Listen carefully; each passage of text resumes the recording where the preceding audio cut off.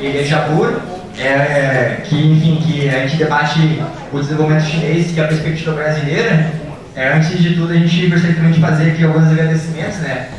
Inicialmente, essa ideia partiu minha do Matheus Nazarete, que é o nosso colega aqui em comum, a gente com afinidade sobre a China, mas logo em seguida outros abraçaram a ideia, enfim, se envolveram para que esse evento hoje que estivesse aqui sendo realizado hoje.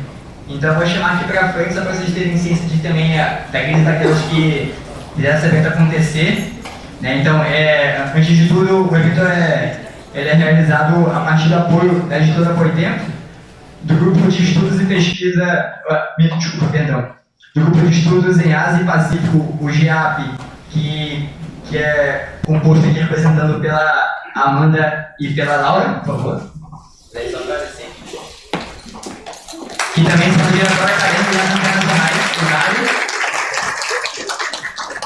Também acompanho o Dário, que é o diretor acadêmico do curso. O Dagil, também que é o diretor acadêmico aqui da Geografia, que é a casa que cedia esse evento.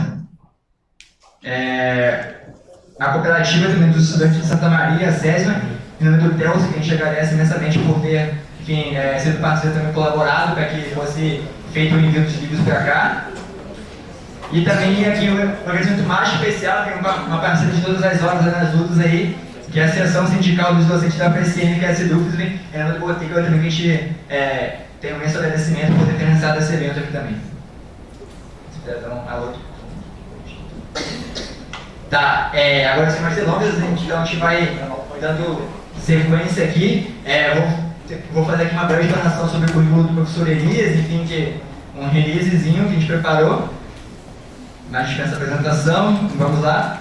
O professor Elias Jabur é professor associado da Faculdade de Ciências Econômicas da Universidade do Estado do Rio de Janeiro, do programa de pós-graduação em Ciências Econômicas e também do programa de pós-graduação em Relações Internacionais. Sua formação, tanto na graduação quanto no mestrado e doutorado, foram feitas pela Universidade de São Paulo, a USP. Professor especializado na área de Geografia e Economia, com enfoque na geografia humana e econômica, economia política internacional e também na área de planejamento econômico, sendo que seus temas de atuação são principalmente voltados para os estudos sobre China, categorias de transição do socialismo, estratégias e experiências nacionais e comparadas de desenvolvimento, entre outros. Elias é escritor, sendo que possui cerca de 25 anos de dedicação às temáticas do socialismo e da experiência chinesa, o que resultou na autoria dos livros anteriores a esse que foi feito pela Boitempo, todos os outros anteriormente pela editora Anitta Garibaldi, que são eles: China, Socialismo e Desenvolvimento, China hoje, Projeto Nacional de Desenvolvimento e Socialismo de Mercado, China, Infraestrutura e Crescimento Econômico e China, Desenvolvimento e Socialismo de Mercado. Ele tem um espaço na grade do canal do YouTube da Fundação Maurício Grabois, no Meia-Noite em Pequim, onde todas as segundas-feiras sai um vídeo novo sobre Elias. E além disso, o professor Elias ele é pai do Calil, ele é do Bando de Loucos Apaixonados pelo Corinthians, e ele também é sambista, integrante da bateria da Swingueiros de Noel, que é da Unida de Vila Isabel. Com esse professor Elias Jabur, por favor.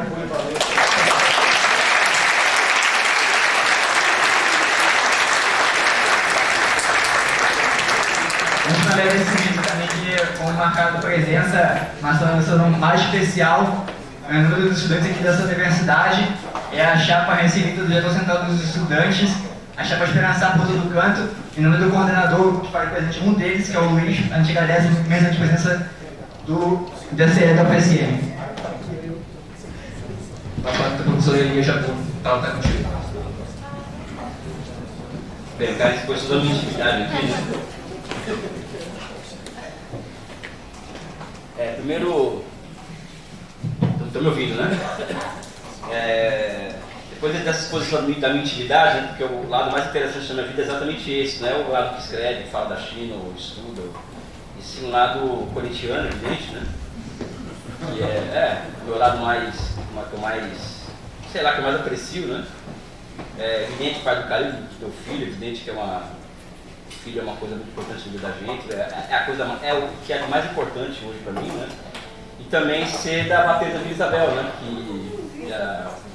Que é uma coisa que me orgulha muito porque a gente tem uma vida paralela essa coisa da universidade, da academia, desse mundo acadêmico, né, que essa aura da academia, né, do acadêmico. Eu não sou muito, Bruno, que estava falando com o Bruno mais cedo, eu não tenho o menor apreço por essa aura, né, que o pessoal põe em torno da academia, então eu não tenho muito apreço por isso, né.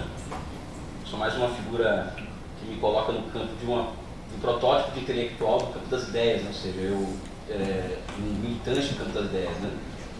Porque a gente tem duas tarefas na vida da gente, né? Eu vejo assim, a gente luta e estuda, né? Se a gente só lutar, a gente vai virar um ativista, né? Porque sem teoria você tem como iluminar o que você vai fazer, não tem revolução sem teoria revolucionária, né? Da mesma forma que se você só estudar, você não passa de um acadêmico, né? De um teoricista, de um acadêmico, até de um polemista, né? Então a gente busca fazer ambas as coisas. Por isso que eu também agradeço aqui a presença da direção do meu partido aqui, que eu sou filiado do PCdoB, né? Presente aqui nesse evento, tá o nosso professor Jorge Alceno Conde, né? Que está aqui conosco, está presente do partido aqui. Está a nossa suplente de vereadora, que eu só esqueci o nome porque eu tenho um problema de Covid, acabou com a memória curta, mas está aqui presente, entre outras grandes figuras do PCdoB, né? Então eu deixo esse registro, né? Agora eu vou falar um pouco da China para vocês, contar um pouco da minha história desse livro, que tem a relação com a minha própria militância política, né? Eu não sou especialista em China, né? As pessoas elas me veem assim, o Elias é um especialista em China, né? É evidente que a gente, como nós estudamos a China, e os livros sobre a China, acaba que transparecendo exatamente isso, né? Mas eu, quando entrei na universidade, com 17 anos de idade, eu já entrei com preocupações políticas muito claras, né? Eu entrei em 93, no auge da como podemos dizer, né, da contra-revolução monetarista, o fim do socialismo, o marxismo acabou, Museu da História, acabou a história, ou seja, eu vivi essa época assim, que é muito pior, que nesse aspecto é pior do que hoje. Hoje nós convivemos com o fascismo, evidente, nós convivemos com uma experiência socialista exitosa no Oriente, que é a China, o Vietnã e tal, a Coreia, que é popular que sobrevive, Cuba. Aquela época não, aquela época era assim, de total defensiva, né, de completa defensiva do ponto de vista, inclusive do campo das ideias, né. Então existe um refluxo muito grande, então aquele monte de que era marxista na época da universidade, fazendo autocrítica, que não tem nada a ver com aquilo e tal, virando pós-moderno. Foi assim uma época triste, né? Isso, sabe, foi uma época muito difícil para quem acreditava e acredita nas coisas que nós acreditamos, né? E eu me coloquei na cabeça assim, né, que me convenceram quando eu era mais novo de que o socialismo ele era algo superior ao capitalismo, ou melhor que o capitalismo, enfim, essa coisa toda que nós somos levados a acreditar quando nós vamos militar no partido político, né? E no final das contas, o que era socialismo acabou. Então é como cair em cima da gente assim, um sonho e tal. E eu passei a me fazer uma pergunta, que é uma pergunta que eu tento responder até hoje, ou seja, todos os dias. O que me move é essa questão, ou seja, eu sempre à frente do computador, ou quando eu vou para a China fazer pesquisa de campo, ou quando eu estou conversando com as pessoas, né, assim, sobre o tema, a minha busca é saber se o socialismo ele é um projeto de sociedade factível cientificamente. Porque uma coisa é imaginar que eu quero um reino dos céus aqui na Terra, e dar o nome disso socialismo. Né? Então, socialismo, esse lance que foi muito comum na década de 90 e 2000, outro mundo possível e tal, temos que lutar por uma utopia, todo mundo fala isso, eu vejo marxista falar em utopia, e isso me dá um frio na barriga, porque o Marx ele escreveu as obras completas de Marx e Engels, hoje estão calculadas em 400 volumes, ainda não estão compiladas, justamente para demonstrar que o socialismo é uma ciência, né? E eles derrotaram os socialistas utópicos, né? O socialismo deve ser tratado como uma ciência, e a gente lida hoje ainda com um discurso muito da utopia, o socialismo como o reino da igualdade social, da justiça, ou seja, enquanto que na verdade, o socialismo não é nada disso. O socialismo é apenas uma formação econômica e social superior à capitalista. E evidentemente que ao ser superior traz novas sociabilidades, novas formas superiores de humanização, tudo isso, né? Mas o socialismo não é uma réplica do que está na Bíblia, por exemplo. Né? É É triste isso, né? Sabe? Por exemplo, fui procurar, uma história que eu sempre conto, quando eu fiz doutorado, eu fui procurar as vezes que Marx fala em relação ao socialismo com igualdade na sua obra. Ele nunca relacionou o socialismo com a igualdade. Muito pelo contrário, quando ele falava de igualdade como um lema político, ele via isso como um absurdo, porque ele deixava muito claro, né? Ele leu a fenomenologia do espírito do Hegel e ele percebia que a comunhão de bens era impossível. Por quê? Porque eu sou diferente de você. Cada um tem habilidades diferentes. Então o objetivo de uma sociedade socialista é fazer com que essa diferença entre nós seja imperceptível a partir do quê? A partir da criação de uma imensa base material. Né? Por isso que o pressuposto do socialismo básico é uma sociedade com uma imensa base material. Ou seja, o socialismo não é um projeto de sociedade para socializar a pobreza, nós não acreditamos que ser pobre é bonito, entendeu? Nada disso. Nós temos o projeto socialista é uma outra coisa. Né? Então, desde muito jovem, eu fui confrontado com essa questão de que o socialismo era algo que deveria ser, se poderia ser levado a sério cientificamente e me confrontando dentro da própria esquerda. Né? Eu, para quem me conhece pelas redes sociais, sabe que eu sou praticamente um outsider quando falo em socialismo. Né? Eu tenho uma visão assim de um outsider, ou seja, eu desenvolvi concepções sobre socialismo, sobre o marxismo, que vai de encontro ao que reza 90% do que se diz que é marxista hoje na academia, na esquerda, etc.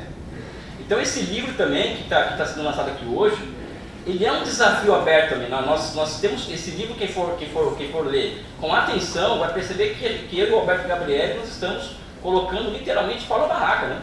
o pé na jaca, né? Sabe? Ou seja, nós estamos tentando romper com dogmas estabelecidos no campo da esquerda e no movimento comunista de 5 décadas. Né? E nós não achávamos que a repercussão seria tão grande, enfim. Eu agradeço muito por ter mais essa chance de falar sobre isso.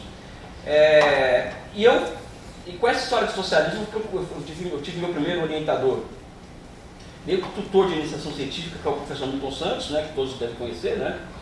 Só que não era um tema do agrado dele, apesar do professor Milton ser uma figura muito consequente do ponto de vista político, ou seja, ele achava que a China era socialista naquela época, o Milton Santos, né? Diferentemente de vários intelectuais de esquerda, o Milton tinha essa clareza, né? E que havia na China era tudo menos capitalismo, né? Ele falava, isso em 93, pessoal, 93. E ele me indicou o professor Armin Mamigonian, que é o meu orientador hoje, desde então até hoje. E o professor Armin falou, olha, eu acho que é legítima a sua preocupação, também sou de esquerda, não fiz autocrítica também, sabe? É um cara que, você imagina, você está na sala de aula, você é um senhor de 60 anos, com uma barba grande e camisa de Che Guevara, né? Dando aula, né? Sabe? Eu falei, meu ídolo, né? Sabe? E ele falou para mim, olha, o que você acha de estudar a China, né? Aquela experiência socialista, falou, socialismo na China, o professor tudo falou que não, aquilo é socialismo, né? Sabe? E eu comecei essa trajetória de estudos da China. Então, defendi um trabalho de graduação individual. Em 96, eu tenho meu primeiro artigo aprovado para um congresso um seminário de iniciação científica, que é onde eu calculo o tempo que eu estudo a China. Então, só faz 26 anos que foi aprovado esse artigo desse encontro, em 96. Então, a China passou a ser um objeto de estudo, né? E ao lado disso, né, eu nunca me esqueço que ele falou assim, Elias, você tem que ler toda a obra econômica do Lenin para a gente começar a conversar. Então, tudo que o Lenin escreveu sobre economia. Né? Então, o Lenin tem entre livros e artigos, mais de 200 títulos sobre economia que o Lenin escreveu. Né? Então, eu me aprofundei muito no Lenin, evidentemente, fazendo fotografia. Eu fui atrás do Adam Smith, que é uma grande influência do Lenin, do próprio Marx, de todo o pensamento econômico, marxista ou não, até que acaba na economia do mundo aula, né?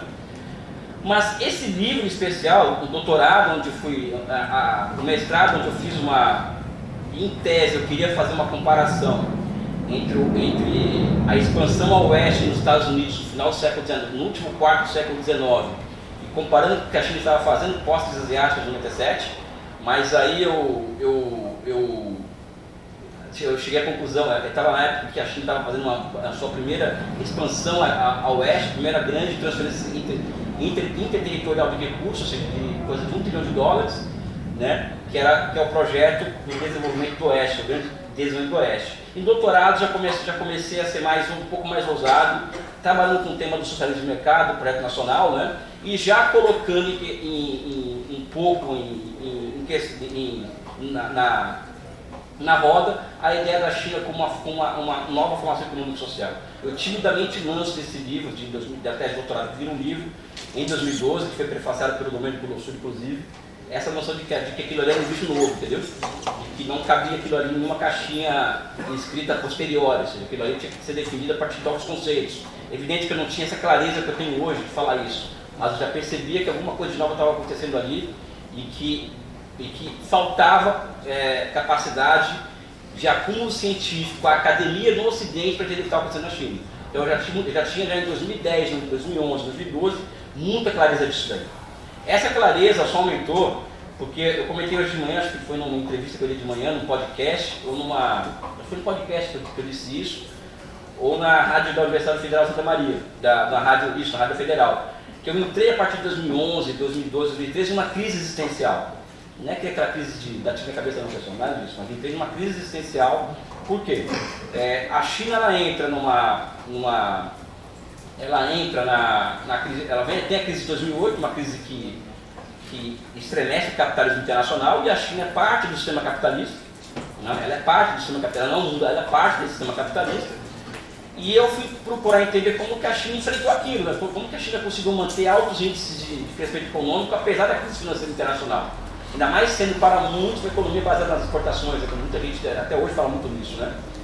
E eu descobri, né, primeiro que eles lançam um pacote fiscal, que é um pacote fiscal de 500 a 30 bilhões de dólares, ou seja, o governo criou moeda para poder financiar investimentos em infraestruturas, para poder aumentar a demanda diante da queda das exportações, até aí nenhuma novidade, não é?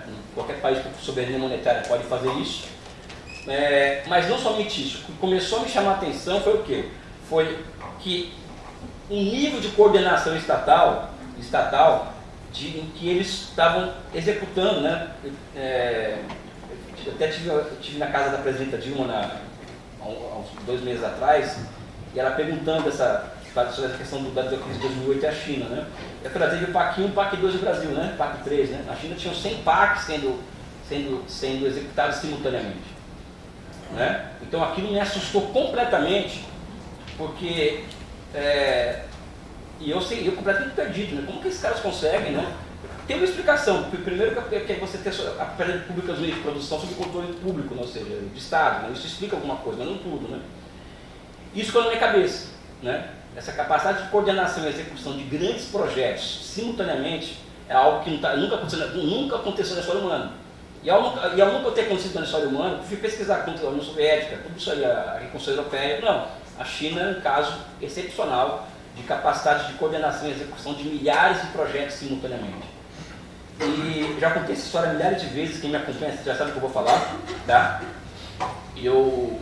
Nessa crise que eu passei assim, eu observo, por exemplo, que a China passou a contar com, naquele momento, são 96 conglomerados empresariais estatais, ou seja, conglomerado, né, uma empresa mãe com suas subsidiárias,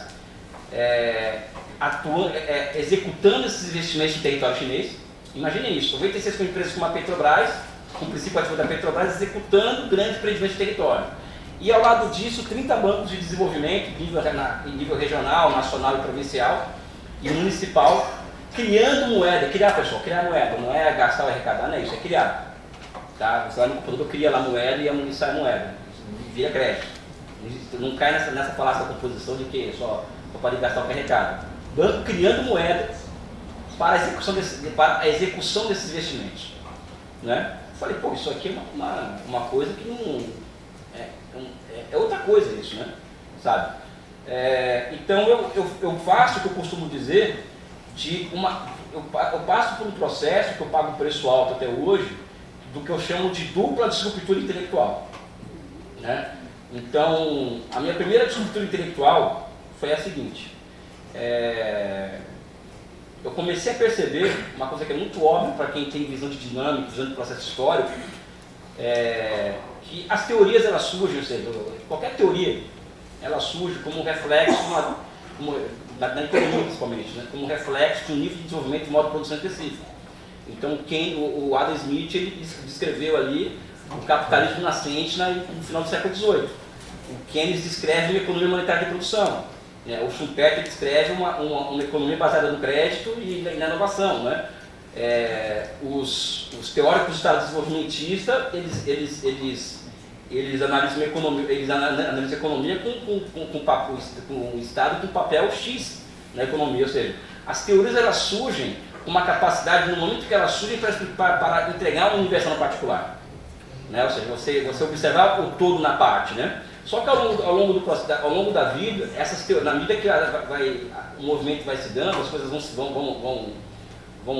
a vida vai ganhando outras formas. O que só entregava o universal no particular passa só a entregar o particular no universal. Então hoje, por exemplo, você pode pegar o Keynes para entender uma coisa da China, o Minsky para entender sistema financeiro, o Schumpeter para entender inovação, mas você não vai ter condições, você não vai ter, falta, vamos dizer assim, um conceito, uma teoria que dê com capacidade de você ter visão de totalidade daquele processo. Tá? Então o que eu faço? Eu faço uma disruptura intelectual. Então eu praticamente rompo com a heterodoxia econômica, um rompimento, assim, lógico que eu uso o Keynes, o Schumpeter, eu estudo isso daí, mas eu não preciso mais disso para entender a China. Né? Eu faço esse rompimento aberto e eu volto lá na minha formação quando o meu orientador mandou ler o Lenin, né, do conceito de formação econômica e social. Tá? Que é um conceito que em Marx é um conceito muito ainda obscuro, mas que ganha forma científica, e para mim é o conceito de fronteira das ciências humanas e sociais em Lenin. Tem um livro do Lenin que eu acho que é o livro que para mim assim, é um livro obrigatório para quem entende de teoria e método, de epistemologia. Que é o nome do livro, né? Quem são os amigos do povo, como lutam contra a social-democracia. É um livro político, você vê que é lutar e estudar, como eu falei aqui, né? De combate, só que ali ele restaura o conceito de formação econômica e social de Marx e coloca aquilo no outro patamar. Um outro nível, né? Sabe? Então, é um livro que quem quer entender de teoria e método marxista tem que ler esse livro. Então, eu volto nas minhas origens leninianas, do meu orientador, leio o Lenin, que isso vai ser útil a você, tá? E pega esse conceito, que é o conceito que é um conceito que entrega uma visão de totalidade, porque formação é algo que, quando você fala em formação, você fala em história, algo movimento, econômico e social, ou seja, forças produtivas e relações de produção. Então, eu consigo ter uma visão holística do processo, de um fenômeno e profunda histórica. Né? Então, eu troco tudo isso por esse conceito. Tá? E eu volto a 78, por exemplo, né? E eu vou observar o seguinte, em 78, que é uma das teses fundamentais desse livro. Tá? Que esse também na minha opinião, a tese que sacode o debate. Né? De que, a partir de 78, eu já estou nesse nível já de romper até com o dogmatismo marxista. O Jorge me conhece, sabe? Eu não tenho assim, dogma nenhum na minha cabeça. Eu sou uma figura que eu tenho uma liberdade de pensamento assim que eu mesmo falo. Eu tenho uma auto-admiração evidente. Eu tenho vergonha de algumas coisas que eu já fiz no passado, não é evidente que todo mundo tem, né? Mas eu tenho uma coisa que eu tenho um certo orgulho, é que eu sou um livre pensador assim completo, né? Eu não tenho preconceito com nada. Eu até vivo, se for o caso, não tenho nenhum problema com isso. Acreditar no que está aqui naquilo ali não tem problema. Agora, sou um cara que deu de tudo. Eu conheço o monetarismo, o pensamento neoclássico, ou seja, tudo que vem na minha frente eu leio. Hayek, Escola Austríaca, revista Reader's Digest, né, aquela coisa meio reacionária. Eu leio tudo esse negócio aí, pessoal. Revista Cara, eu não estou nem aí, cara. O que aparece na minha frente eu leio. Não, é sério mesmo. É um hábito que eu tenho, cara. É um hábito que eu tenho de não, por exemplo, eu não rejeito nada que me entregue. Eu não rejeito da mesma forma como eu não recebo acriticamente. Então eu leio qualquer coisa. Em uma época em que as pessoas não leem as outras. Se eu citar o Bruno e não concorda comigo, no bate ideias, eu hoje me dispenso do Bruno. Essa é a regra hoje. As pessoas não se leem. As pessoas elas veem o nome da pessoa e não concordam com esse cara. Então não vou ler. Eu mesmo passo por isso. Muita gente não me lê por preconceito. Tem pessoa que não gosta de mim e nunca leu um texto meu, uma coisa impressionante. Sabe? O que é o nome deles? Eu não gosto porque ele sei lá, sabe? É muito normal também, é da vida isso, né? A gente toma posição e acaba, né? Então eu percebo em 78 que o Deng Xiaoping ele percebe que o Mao Tse Tung se apoia nos camponeses pobres para fazer a revolução. Ele percebe esse negócio, tanto é que ele esteve com o Mao Tse Tung no Congresso de 35, de Henan, em que ele toma o poder no Partido Comunista da China. E ele também percebe que os camponeses médios chineses podem ser o futuro da Revolução Chinesa. a capacidade de acumulação do camponês velho chinês. Então ele promove o processo de liberalização da agricultura, e que os camponeses podem liberalizar, comercializar o seu excedente, né? E a partir dali, nesse pequeno movimento, o que eu enxergo? Né? Eu enxergo que o socialismo chinês, veja bem, o socialismo chinês acaba se reinventando através da criação de instituições de mercado. Se eu falasse isso há 25 anos atrás, pensando que eu seria expulso. Mas é isso, ou seja, a China consegue, ela inaugura instituições de mercado, né? E a partir dela, aquela formação social se acaba se reinventando. O socialismo chinês acaba se reinventando, né? E a partir disso chega a primeira conclusão, a primeira disruptura intelectual. Aquilo ali é uma nova formação econômico-social, né? Que eu dou o nome de socialismo de mercado. Tá? Pode ser qualquer nome, gato, cachorro, mas você pode dizer, muito pouco preocupado com o nome, cada vez menos. Mas é uma formação econômico-social não capitalista e orientada ao socialismo, que é a grande tese do livro, né? E aí é o seguinte, tudo bem, que legal, né? Você tem uma formação econômico-social nova e tal, bonita essa tese, legal, mas aí o que tem dentro dela? Porque como você consegue uma teoria? Você vai escrever a história de uma coisa e quando você vai ver, você tem uma teoria pronta. Então tem que buscar escrever a história daquilo lá. Então eu comecei a fazer assim, aí começou a vir a minha doideira, assim, né, de ir atrás de balanço de empresa, de banco e tal, construí 3.000 gráficos de Excel, né, então balanço de empresa privada, balanço de empresa pública, balanço de banco, balanço daqui, balanço daquilo, balanço até de padaria, pessoal, se você quiser saber, tem coisa até isso tem na internet às vezes. E eu fui concluindo que a partir de 78 a China ela vai inaugurando ao longo do tempo, né, uma série de inovações institucionais. Então o que acontece? Eles conseguem, eles entram no mundo capitalista, justamente numa época que o capitalismo é financiarizado, portanto altamente instável, muito mais instável do que era na era antes da crise de 73. Então os chineses, essa é uma tese nova, inclusive, Bruno. Os chineses conseguem construir, apesar do que todo mundo falava, aí já mais uma terceira disruptura, né? Os chineses conseguem construir um aparato de planificação econômica assim, de altíssimo nível já na década de 80. Ou seja, eles elevam o planejador econômico a grau de profissão, a grau de curso de graduação, e eles formam pessoas com capacidade de previsão. Então, essa massa de gente, que eu vou falar mais na frente disso, com essa capacidade de previsão, vão dotando o governo do quê? Olha, tem problema aqui, tem problema ali, vai ter problema aqui. E as soluções são essas inovações, essas possíveis inovações institucionais. Então a China foi fazendo inovações institucionais ao longo do tempo, em que ela foi desatando pontos de estrangulamento. Ou seja, o processo de desenvolvimento econômico, ao contrário do que se fala, que é um salto de ponto de equilíbrio para outro ponto de equilíbrio, pessoal, eu não acredito em equilíbrio. Se vocês forem conhecer uma pessoa, dica de quem sabe, eu quero achar um equilíbrio na vida, o pessoal pula fora porque é barca furada, entendeu? Isso é muito louco. As pessoas mais loucas que eu conheço são aquelas que estão o tempo inteiro buscando equilíbrio. Quando você vai na casa delas, está aquele instante de livro de autoajuda, ou seja, a pessoa completamente desequilibrada. Sabe? Por quê? Porque, não, é verdade que você, cara, quem busca algo que não existe, pira, velho. Né? Quem busca algo que não existe, enlouquece. O equilíbrio não existe. Enquanto condição física, inclusive, da física, não existe. Então o processo de desenvolvimento econômico, ele é o quê? É o processo de um salto, de um ponto de desequilíbrio para outro ponto de desequilíbrio. Eu vejo as pessoas falar, que o Elias não olha as contradições da China. Pessoal, a contradição está já está anexo aqui, sabe? Já está há muito tempo.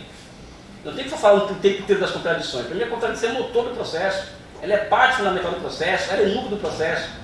Até aquela coisa de cristão novo, né? Tem que falar em luta de classe, tem que falar de contradição, né? Porque senão o cara não é marxista radical, né? Desconfie disso, pessoal. Eu sou marxista radical. Desconfie disso, sabe? Desconfie disso. Aí fala só em contradição e fala em luta de classe. Isso não resolve o problema da ciência. Para quem quer entender uma realidade como a chinesa. Então eu fui percebendo o quê? Que os chineses foram criando uma capacidade imensa do quê? De descobrir, de conhecer como o capitalismo funciona e montar uma massa de seres humanos capazes de entregar para o governo soluções para problemas previamente previstos. Né? E ao lado disso, eles fazem um movimento, dentre essas inovações institucionais, tem privatização, tem surgimento de uma classe burguesa na China, ou seja, surge o capitalismo na China, surgem outras formas de propriedade, surgem imensas contradições que até hoje estão aí sendo enfrentadas, ou seja, um outro país surge a partir dos anos 80, né? E tudo isso sendo mediado por inovações institucionais. Então, qual que é a característica fundamental dessa nova formação econômica e social? Qual que é a dinâmica dela? Porque aí eu posso falar, estou entregando uma ciência que serve para vocês, eu estou falando que existe isso, tem quando eu entro quando eu faço a fusão de sujeito-objeto, eu vejo a coerência interna da formação econômica e social, vejo suas leis de movimento, e a lei de movimento fundamental da economia chinesa é essa. O Estado vai ampliando qualitativamente seu papel na economia chinesa, ao mesmo tempo que o setor privado vai aumentando do ponto de vista quantitativo. Mas até isso, eu sou um cara com senso autocrítico tão grande que até isso eu estou duvidando ultimamente. Né? Eu sou um cara que não tem ideia pronta das coisas, sabe? O mundo tem que ter. Né?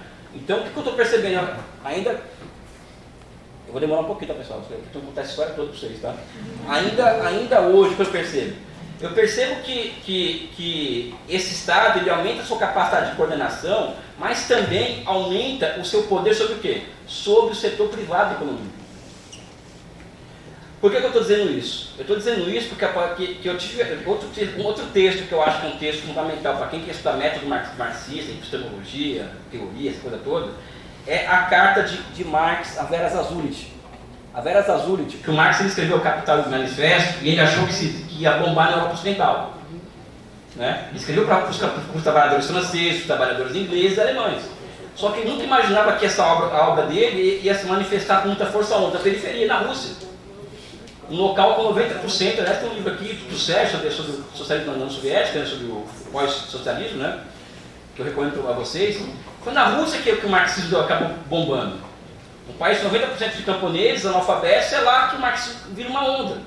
E do nada ele recebe uma carta de um intelectual genial, que é a Vera Zasulich, perguntando para ele: oi, professor Marx, tudo bem? Tudo. Olha, eu quero saber se tem como a Rússia ela transitar ao socialismo do mir rural, ou seja, o mundo com mir, Capomir é mundo, né? O mir rural, sem passar pelas dores do parto da acumulação primitiva capitalista.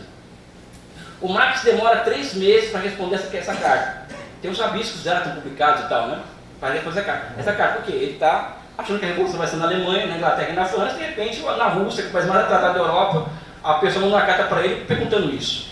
E ele mal responde essa carta. Ele fala pode, mas não pode, ele coloca vários poréns ali, mas no final ele acaba concordando, porque na minha cabeça o Marx, depois da Revolução da Comuna de Paris, ele acaba meio que abrindo mão da Europa, né? Assim como o Lenin abriu mão completamente depois da Primeira Guerra Mundial. O Marx faz esse movimento também. Mas ele fala nesse texto algo que é genial e que mudou minha vida, né? Ou seja, várias coisas mudaram minha vida, né? Sabe? Mas essa também mudou. Ele fala o seguinte: olha, presta atenção no seguinte, a sociedade e a geologia funcionam igual. Ou seja, a geologia, nós estamos em cima de uma camada geológica em que nós estamos em cima de uma combinação de camadas geológicas anteriores que se combinam, né, formando uma terceira. E a sociedade é a mesma coisa. Quando eu li esse negócio do Marx, pessoal, eu entrei em outra crise, né? Eu sou um cara das crises, né? Mas da síntese também, eu sou a crise, né? Eu falei, porra, se isso que o Marx está falando é verdade, existe uma pergunta que é feita para mim o tempo inteiro se a China é capitalista ou socialismo, né? Não é uma pergunta como se faz aí? Essa pergunta não é marxista, pessoal. Essa pergunta não pertence à tradição marxista. Porque é uma pergunta que remete diretamente ao quê? Remete ao princípio da identidade de Kant. E qual que é o princípio da identidade de Kant? A não pode ser B, B não pode ser A. Enquanto que para Hegel, trata um fenômeno a partir das suas múltiplas determinações, A mais B igual a C. Ou seja, C ela é o quê? Ela é fruto das combinações de A mais B. Não é? Ou seja, você vê como... Aí eu vou me rompendo cada vez mais com esse marxismo acadêmico, né? Da academia, né? Sabe? Que tem um socialismo pronto na cabeça, pronto, né? E eu fui pode ver que estou me isolando, né, pessoal? Cada vez mais me isolando, né? Então, sabe? E eu vou perceber o quê? Olha, pessoal, existe uma formação econômica e social nova na China que ela tem uma dinâmica a partir de ondas de inovações institucionais, né? Ela forma um setor estatal competitivo na economia, corporatizado, orientado ao mercado, forma instituições para gerir essas empresas. Ela forma uma poderosa economia monetária de produção, uma poderosa máquina de valor de troca, de consumo de valor de troca, não é? E o que acontece ali? Acontece que aquilo ao longo do tempo, pessoal, de 78 para cá, esse setor estatal da economia foi se fundindo com o privado com o público, e foi tendo esse monte de combinações que hoje é impossível dizer quantas formas de propriedade existem na China hoje. Porque tudo são propriedades cruzadas pelo Estado. Cada vez mais o Estado expande a sua área de atuação na economia. Né? Ou seja, olha aquelas combinações do Marx. Né? Inclusive hoje, aliás, por exemplo, um dos problemas de quem estuda a China, né, a China é capitalista porque tem bilionário. Tem bilionário, é um problema sério. Eu acho que é parte do processo de aprendizagem de uma sociedade de consumo do socialismo. Não tem modelo pronto, tem receita de bolo, vai ter bilionário, vai ter muito problema porque tem capitalismo na China. Porque se você pega um fenômeno pelo todo, né, cara, se tem capitalismo, você vai ter manifestação de capitalismo. Não é bem ou mal, bonito ou feio, é um processo histórico, pessoal. Né? Então, essa questão da propriedade privada, né? Porque a China tem propriedade privada, o socialismo é a abolição da propriedade privada. Primeiro que essa tradução é errada, né? A tradução correta é a superação da propriedade privada, a absorção e superação. Né? Essa é a tradução correta. Mas o problema que tem muito é o quê? É que as pessoas enxergam a propriedade privada, hoje, a partir do que elas veem, pelo que aconteceu na Inglaterra. Ou seja, a Inglaterra fez a Revolução Puritana em 1644, é isso, né? E de lá até a Revolução Industrial, a Inglaterra ela constrói inovações institucionais que dão guarida à lei dos cercamentos, e ali surge um tipo de propriedade privada específico. E que é essa que nós estudamos aqui no Ocidente, e que nós transplantamos para a China. Só que na China existe outro tipo de setor privado. Na China o setor privado ele é uma concessão do Estado, pessoal. Então aqui, pessoal, eu já rompi com vários dogmas, várias questões. Né? Eu faço a minha primeira discussão intelectual aqui. Tá? O livro é muito claro em relação a isso. Não é? Então a China é uma outra formação econômica e social. Aí eu estou distante desse papo de capitalismo de Estado, não sei o que, sabe? Essa vulgaridade, né? Sabe? Vamos me distanciando cada vez mais disso. Eu acho que é uma outra forma histórica, né? Eu acho que o grande desafio nosso, Jorge, é nós criarmos uma teoria das formas sociais. Eu acho que é um desafio intelectual esse, de grande porte, que os marxistas envolvidos, que querem enfrentar a realidade e não observá-la somente, tem que enfrentar. Ou seja, uma teoria das formas históricas. Né? Mas para isso, eu acho que o Ocidente tem que superar, antes de entrar na segunda discussão intelectual, eu acho que a academia ocidental, o pensamento ocidental passa por uma grande crise de pensamento. E essa crise de pensamento também atinge diretamente os marxistas, que é a crise de um pensamento que não consegue ultrapassar os cânones da melhor filosofia que a Revolução Francesa cria, que é o positivismo. Então nós pensamos com checklist, com princípio da identidade, A não pode ser B, B não pode ser A. Nós pensamos a partir de categorias transcendentais morais, que são checklists, aquelas categorias que transcendem as sociedades, essa nossa necessidade de criar um socialismo na nossa cabeça, não é isso? E querer ver aquilo transposto na realidade, e se não está na realidade não é socialismo. E mais, como Kant acreditava que o objeto não podia ser tomado pelo todo, né? Se tem capitalismo na China, não pode ter socialismo. Ou seja, a falta de visão de totalidade. O Hegel supera isso. Então, um dos grandes problemas que eu vejo nas ciências sociais no Ocidente é o quê? O Hegel ele foi praticamente expulso do Ocidente. Então, quando se fala em marxista, eu sou marxista radical, eu já fico assim. Leu Hegel? Não leu, então não dá para ser radical. Infelizmente, sabe, desculpa a minha arrogância, sem ler o Hegel é impossível, não dá para ler Marx, pessoal. É difícil ler Marx e ler Hegel, disse Lenin. O Lenin diz isso nos seus cadernos filosóficos. Né? Ou seja, o socialismo, nesse sentido, já entrando nessa tese minha, ele é uma ideia que ela é construída historicamente, mas é uma teoria que se constrói na prática. E quando ela entra quando o socialismo ele passa a ser ele passa a ser parte do particular ou de um país, ele perde seu caráter universal. E ao perder seu caráter universal, ele se transforma em uma questão concreta. Ou seja, nós temos que pensar nesses termos, pessoal. Senão a gente não vai avançar cientificamente. A gente vai ficar repetindo o que os europeus falam, que a academia fala e tal, sabe? Então eu decidi romper com isso. Tá? Romper com isso. E aqui vem, para terminar essa minha fase inicial, né, a minha segunda disciplina intelectual. Então eu faço a minha primeira disciplina intelectual, ou seja, eu rompo com tudo isso aí que eu comentei aqui, com pensamento heterodoxo, o que eu chamo de marxismo acadêmico e tal, né? E eu parto para o seguinte, eu já tenho muito claro, eu já passei a ter muito claro que eu supero o princípio da identidade kantiana, né, porque eu supero as categorias transcendentais, e eu percebo que o que é uma coisa que é básica em Hegel, né? Como não tem checklist, não tem modelo pronto, não tem receita de bolo, o conceito se manifesta como? No movimento real. Então, o desafio científico de quem quer entender o que é o socialismo hoje é ver como que esse conceito se manifesta no movimento real. E aonde esse conceito se manifesta? Na China. Mas para isso você tem que abrir mão de dogmas que estão sedimentados há 60 anos na cabeça. O que é socialismo? Todo mundo tem ideia aqui, não vai? Uma coisa, se alguém perguntar aqui para você o que é socialismo, todo mundo vai passar uma receita de bolo para mim, não vai, pessoal? Normal, vai passar uma receita de bolo. O socialismo é isso. O pessoal não existe isso. E nós, para superarmos essa coisa que tem dentro da gente, do que é socialismo, pessoal, é igual deixar de acreditar em Deus. É muito difícil. É muito difícil. Eu falo porque eu deixei de acreditar em Deus e foi duro para mim. Eu não quero que ninguém deixe de acreditar em Deus, tá, pessoal? Vou dar minha experiência particular. Foi muito duro. Porque é uma coisa que é de 2000 anos. Foi muito duro para mim. E mesma coisa para o socialismo. Deixar de acreditar no checklist, no modelo pronto, na receita de bolo, é muito difícil. Então eu consegui romper com isso, né? Graças a Deus. E fui buscar o conceito de como que ele se manifesta no movimento real. Daí a teoria das formas históricas que eu estou pensando.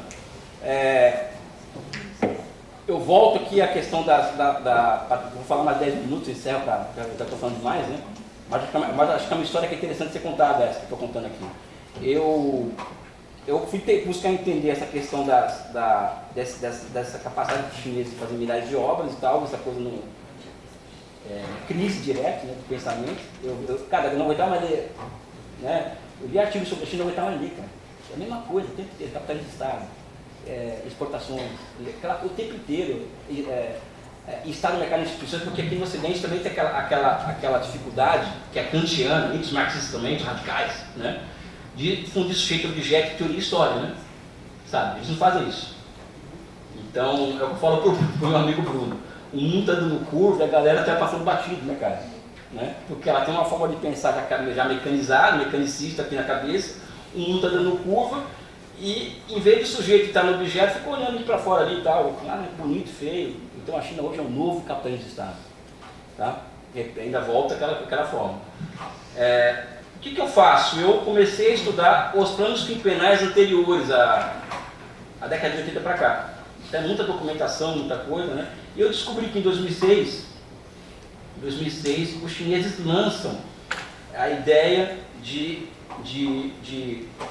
construir um Sistema Nacional de Inovação Tecnológica.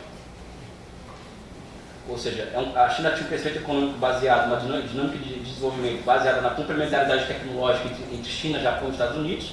Isso chegou ao esgarçamento. Então os chineses disseram, ou nós montamos um sistema próprio de inovação tecnológica, ou vamos virar uma maquila mexicana. E eles montam isso. Já baseado nesses 96 conglomerados empresariais estatais, eles transformam isso na base do seu Sistema Nacional de Ciência e Tecnologia, nos 30 bancos de desenvolvimento, né? E na universidade, que é parte disso, né? E eu me lembrei, aí caiu na minha mão, uma dessas coisas tipo revista cara, sabe? Caiu na minha mão uma tese do Paul Romer. A tese que o Paul Romer é um liberal, ou seja, ninguém leria aqui, né? Certamente os radicais não leriam, que é um liberal, né? Mas como eu gosto de ler qualquer coisa, né? Fui lá e li a tese do cara. O que esse cara ganhou o prêmio Nobel? É um liberal que diz o seguinte: o futuro da humanidade, da economia é queimar dinheiro. Ele fala isso. O que é queimar dinheiro, pessoal? Queimar dinheiro é investir em ciência, tecnologia e inovação. Isso significa o quê? Aí eu fui atrás de dados, né? Eu cheguei um prêmio Nobel da parte de economia com isso. É uma baita tese, um liberal, pessoal. Não tem que ter preconceito de pensamento, pessoal. Não tem que ter preconceito de nada. Sabe? Eu sou contra o preconceito sobre todos os aspectos, assim, sabe? Não é só contra o racismo, que eu acho que é uma coisa abjeta, o machismo e tal, mas qualquer tipo de preconceito, para mim é uma coisa que não, sabe? Para mim é um dedo absurdo, né? sabe? Então, aí eu também fui atrás de dados. Por que inovação tecnológica tem mais dinheiro, pessoal? De cada 10 inovações, de cada 100 inovações tecnológicas, sabe quanto, 100% de dinheiro que investe em inovações? Você sabe quantos que dão certo no final? Alguém sabe o número, passar para mim? 10%, 9%, 11%? Alguém sabe passar? Pode chutar, pessoal. Hã? Não dá 1%. Não dá 1%. Então é queimar dinheiro. Então os chineses, como eles é banco público criando moeda fiduciária que é do Estado para a empresa pública, ninguém paga a economia deles. Então eu falo que a China vai quebrar. Não vai quebrar, porque é banco público emitindo moeda própria para a empresa estatal. Então no final das contas pode rasgar esse livro de contabilidade que não vai dar nada. Né? Começaram a queimar dinheiro. Aí dessa brincadeira surge Big Data, surge 5G, inteligência artificial e agora o computador quântico na China. Né? E o que acontece? O governo chinês pega rapidamente, incorpora na economia real essas plataformas. E essas plataformas, pessoal, acontece o seguinte: paralelo a isso, a China montou um time de 2 milhões de pessoas. 2 milhões de pessoas hoje, elas trabalham com o quê? Elas usam o seu trabalho, elas têm que elaborar, vistoriar, escolher e executar projetos, é o papel delas. E elas têm duas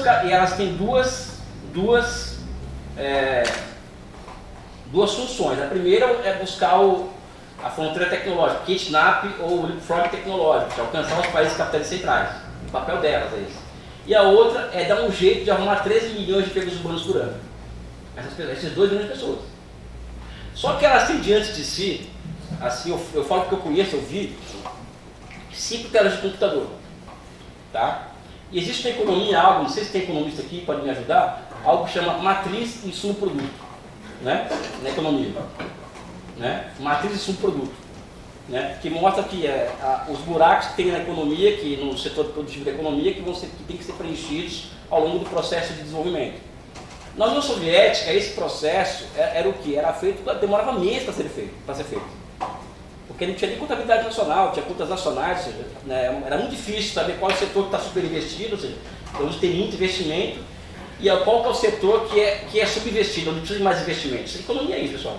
Economia é a arte de saber onde está superinvestido, onde está subinvestido e quais são as inovações institucionais necessárias para fazer a transferência intersetorial de recursos. Isso é economia, pessoal, não passa disso. Enquanto ciência, não vale disso, o que é grande coisa, o que é muita coisa, o que é uma tarefa, eu acho, gigantesca isso, você descobrir isso daí. Enquanto na União Soviética demorava meses, na China você tem de descobrir isso em minutos. Você tem diante de si milhares de dados capazes de falar, olha, tá aqui o problema, está ali, onde tem que ir, é muito fácil, porque o Big Data proporciona isso. A inteligência artificial proporciona isso, o computador quântico proporciona isso, ou seja, entrega para seres humanos ultra inteligentes uma capacidade muito grande do quê? De entregar para o Estado o quê? Soluções prontas, né? Por isso que eles crescem há 40 anos sem parar. Aí o que acontece? Eu já fiquei embasbacado, né? Isso é o quê? Isso é elevação do domínio humano sobre a natureza. Tá? E o que o Marx fala, ou seja, o modo de produção eles têm X características. Mas uma delas que caracteriza a diferença entre um e outro é que se eleva o domínio humano sobre a natureza com a elevação da técnica, né? Então, e quando acontece isso, existe o quê? Existe uma necessidade de uma construção de novos marcos conceituais e categoriais. Isso é Marx, né? Então eu não estava louco quando vi que alguma coisa estava errada com a minha primeira estrutura intelectual. Não estava enlouquecendo. Então a China joga para frente a fronteira das ciências humanas e sociais quando acontece isso, quando eu percebo isso daí. Tanto é que eu acho que o maior desafio intelectual hoje das ciências humanas e sociais é descobrir o que está acontecendo na China hoje. Quais são as novas regularidades que surgem a partir dessa elevação do domínio humano sobre a natureza. E eu tive acesso, o meu economista preferido, Inácio Rangel, eu li o livro dele 9 vezes. É um livro horroroso de microeconomia para engenheiros, tá? Chamado Elementos de Economia do Projetamento. É um livro tecnicista, não tem nada de ideologia, não tem nada de marxismo radical, não tem nada disso. Só que nesse livro dele, ele transforma a arte de projetar uma economia, de fazer um projeto, né, em ciência. a partir da análise do quê? Da reconstrução europeia e principalmente do projeto Sputnik. E lá não precisa ficar radical, ficar gritando, porque não, nada disso. Ele está escrevendo sobre uma sociedade baseada na formação de empresas fora do sistema de preços. E o papel dos engenheiros em uma sociedade como essa. E eu, como muito jovem, eu li Aristóteles, quando tinha 15, 16 anos, não entendi muita coisa, tá, mas alguma coisa que eu estava pescando. Eu percebi o seguinte, que ele leu Aristóteles. Então o Rangel, isso para terminar a nossa conversa, o Rangel pega do Aristóteles o conceito de utilidade. Tá? Utilidade, ele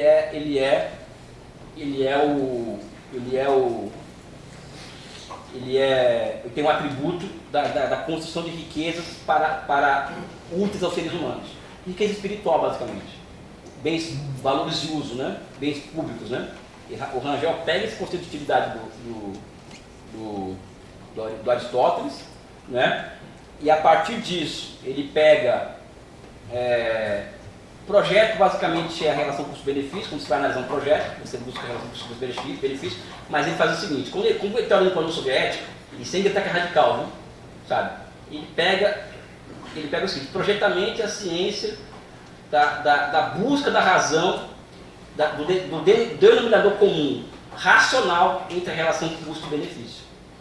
E nesse livro, que é microeconomia pura, cheio de cálculo e tal, ele vai falando dos engenheiros, o papel dos engenheiros na sociedade e tal. Ele fala, na sociedade, numa outra formação social, o papel do engenheiro e do economista é se desprender do curto-prazismo, exercer livremente a sua criatividade intelectual, tá, para o bem-estar da sociedade. Então ele não vai aceitar qualquer projeto. Ele tem como missão, o engenheiro e o economista, circunscrever o desemprego a uma circunstância estrita do capitalismo. E eu, quando mandei 300 questionários para a China, para esses engenheiros de projetos, economistas, esses plênios, eles disseram exatamente isso. O nosso papel é gerar 3 milhões de empregos urbanos. É manter a taxa de desemprego 4%. Aí eu caí em mim, ou seja, o Rangel deu uma chave teórica para entender algo que eu não estava conseguindo entender. E como as economias de projetamento, elas morreram com o final da União Soviética e com a queda do welfare state, e eu acho que o Hegel tinha outra sacada, que existe aqueles fenômenos subterrâneos, né, que vão aparecendo ao longo do tempo, vai e volta, né? O que ressurge na China hoje é a economia do quê? Que é a minha segunda disciplina intelectual, que é uma nova economia de projetamento. Né? E essa nova economia de projetamento é nova porque já teve a anterior, que foi a soviética, né? Ela tem como característica, aí eu chego para terminar, o que eu acho que é socialismo, né?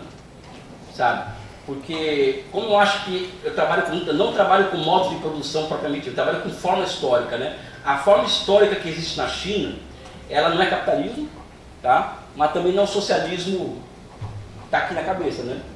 É uma forma histórica embrionária, em fase de teste, historicamente tem 100 anos de idade, então não é nada. O capitalismo tem 600 anos, o feudalismo tem 2.000 anos, sei lá. Então só tem...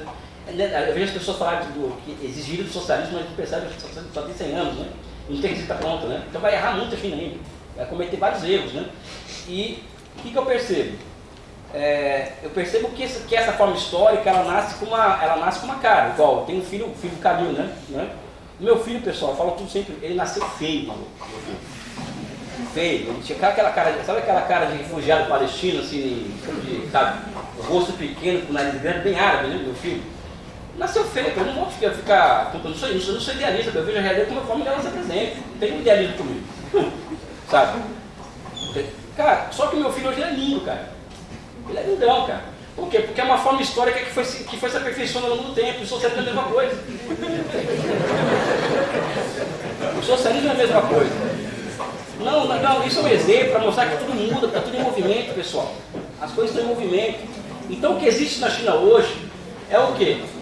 É o que eu percebo. Quando eu olho para um projeto, quando eu entro no computador e olho um projeto, que eu vou analisar um projeto, o que eu vejo? Eu vejo o papel desse pleno chinês, que para mim é um novo homem sobre o socialismo, uma nova mulher sobre o socialismo, buscando o desemprego 4%, pleno emprego e quem tecnológico. O que é isso, pessoal? Isso é o quê? É a transformação da razão em instrumento de governo. Então o socialismo se apresenta ao mundo hoje, a pandemia demonstra isso claramente, pessoal. Demonstra o quê? Que a China, o socialismo chinês tem uma característica que o distingue de qualquer outra formação econômica e social. Ali a ciência está no comando. Ou seja, o socialismo na China ele se apresenta como uma forma histórica que pode mudar amanhã de cara, Então daqui 20 anos, se eu estiver vivo, vou estar falando uma outra coisa, não isso. Ele se apresenta como uma forma histórica caracterizada pela transformação da razão em instrumento de governo, ou seja, o socialismo bilionário chinês é isso. Né? Então o ato do projetamento é o ato máximo da razão humana, ou seja, a planificação da economia chinesa é o ato da inteligência humana. Né? Então eu não sei se acho que falei demais, né? Mas eu quero, estou até emocionado de falar isso, porque eu falei minha vida intelectual para vocês, né? E eu quero agradecer muito o carinho de vocês, de vocês estarem aqui hoje. Quem puder me marcar no Instagram para mandar foto para mim, marca, manda. Estou super feliz com essa presença de vocês. Agradecer a quem organizou, porque quem organizou fez uma coisa muito bem feita, assim, estou muito feliz. Viu? Também vocês estão no teu nome, cara. O Wilson, Covid, cara, tem coisa de memória, viu? Eu lembro de tudo lá atrás, aqui na frente não tem problema. Mas, Wilson, parabéns, obrigado. Eu quero agradecer também ter visto aqui, ter encontrado um grande amigo, assim, que é uma puro afeto, com o Bruno Rende, que é professor das Relações Internacionais. Não é toda hora que a gente encontra pessoas que guardam afinidade, né? E ainda mais no George Conrad, que a gente não se vê, mas rola uma empatia, né, cara? E é o tipo de sentimento que a gente tem que exercer mais nesses tempos difíceis, a empatia, o carinho, o afeto, né? Eu quero deixar um abraço para vocês e um beijo no coração de todos. Valeu!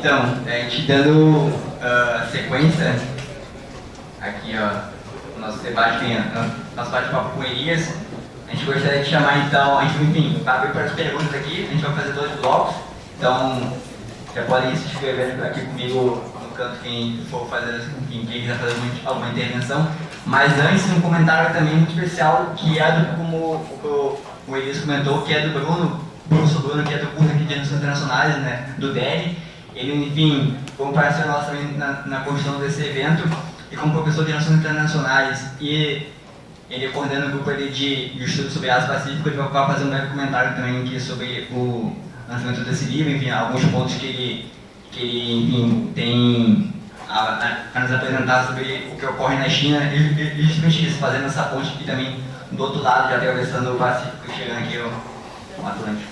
Então agora o professor Bruno ainda.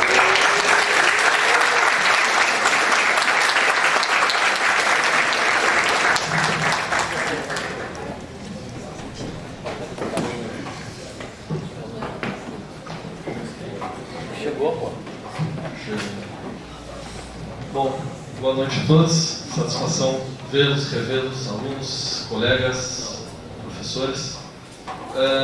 Conforme você vai tendo uma experiência assim, você vai descobrindo na academia, né, que um evento nunca é um evento só, né? Então a vinda do Elias, ela envolveu semanas, talvez meses de planejamento, e que culminou nesse dia de hoje, né, que também não é só essa palestra aqui. Então o Elias gentilmente participou de uma entrevista na UniFM, participou do Paralelo 33, né, o podcast do nosso curso, esteve no sindicato da Sedufsm, né, na Sedufsm, e agora está nos brindando com essa palestra aqui. E é um prazer, cara, satisfação vir aqui do Rio Grande do Sul.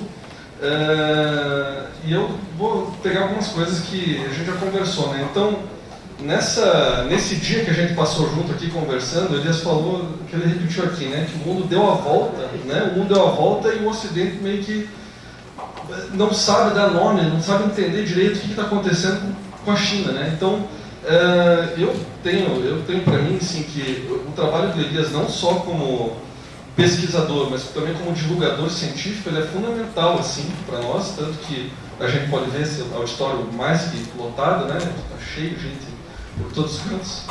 E eu diria que são 3 grandes, assim, contribuições que o Elias tem feito, né? E a primeira é exatamente o arrojo de tentar dar nome às coisas a partir do pensamento próprio, né? Do pensamento brasileiro, do pensamento próprio, buscando em autores latino-americanos, brasileiros, dar nome ao que está acontecendo na China. Então é dar nome a esse bicho, né? E em geral a gente acaba sempre repetindo, né, os velhos conceitos ocidentais, né, americanos, anglófonos em geral. E uma metáfora bíblica, inclusive, né? Então Adão e Eva, quando eles dão nome aos bichos, né, é uma projeção de poder, eles estão projetando o poder do ser humano sobre a natureza, né? E é mais ou menos isso que a gente, né, enquanto periferia do capitalismo colonizado, a gente acaba reproduzindo os nomes que já estão aí. Então, quem sou eu, né, para julgar, mas assim, me parece que uma das suas grandes contribuições é essa, né, por se propor, e mais do que isso, não só se propor a dar novos nomes às coisas, né, tu estar aqui, entendeu? É tu se dispor ao debate, percorrer o Brasil inteiro aí falando dos teus conceitos, do que você está propondo. Então essa eu acho que é a primeira grande contribuição do Elias, né? E é o fato dele vir até o interior do Rio Grande do Sul para conversar com a gente, né? E aí tem outras duas contribuições, outros dois pontos que eu acho que vale a pena ser mencionados, que é o impacto dessa ascensão da China para o resto do mundo, né? Em termos sistêmicos. Tanto o segundo ponto para a disputa entre as grandes potências, então como, né, isso eu gostaria de ouvir de ti, inclusive, Elias, né, o debate sobre o imperialismo. Então você traz muito o Lenin, né, o Marx, então do Lenin, uma coisa que a gente já conversou no dia de hoje, né, também, esse processo da China, da ascensão da China como um movimento anti-imperialista e que muitas vezes né, o Ocidente, né, os norte-americanos principalmente, dando seus nomes às coisas, dizendo, atribuindo caráter do imperialismo, caráter disso, daquilo. Então é o que eu gostaria de ouvir discutir. E a terceira grande contribuição que eu vejo é também a nossa luz a um debate sobre o Sul Global, né? Acho que está olhando aqui, mas sobre o Sul Global, né? Então, o que essa ascensão da China... Eu vou falar aqui, vai ir voltar, mas vocês estão ouvindo, né? Então, o que a ascensão da China representa para o Sul Global, né? E a gente até comentou um pouco no Paralelo 33, né, sobre a projeção da China na África, na América do Sul, e como que as elites desses países em desenvolvimento precisam se articular para dar resposta a esses desafios, né? Então, e aí você falou muito interessante, né? A diferença entre o Brasil não tem elite, o Brasil tem ricos, né? Elites pensam no longo prazo e ainda tem algum projeto de se manter, nem que seja para se manter na elite, mas para um projeto de longo prazo, né? Projetamento. E o Brasil não tem mais isso, né? Então, como que esse caso, né, que você está estudando da China há mais de 2 décadas e meia, 3 décadas, pode nos ajudar a pensar o Brasil e a América do Sul, né, a América Latina, num sistema internacional, beleza? Então, só para, assim, é isso, cara, o Elias é um cara muito humilde, porque eu estava no depoimento pessoal, então a gente se conhece de algum tempo, quando eu estava no doutorado na UFRJ, já estava lendo as teses do cara, pô, cara, posso trocar uma ideia contigo? E, nossa, me recebeu na UERJ, no departamento dele, e algumas coisas que ele lançou ali para mim sobre o poder dos camponeses na sociedade chinesa vieram, né, comigo na minha pesquisa também. Então, é um pouco dessa acessibilidade, dessa humildade que eu tento passar na relação com os meus alunos, né, que inclusive estão por aqui, e que às vezes você nem tem noção de que uma frase ali, uma reflexão que você faz, você acaba moldando assim, um pouco o pensamento dos seus alunos, né? Então é isso, pessoal. Eu fui convidado aqui pela organização, esse agrupamento de alunos de graduação e pós-graduação de vários cursos aqui, para dar minha humilde contribuição, mas eu vou passar a palavra então para vocês também participarem do debate, beleza? Obrigado.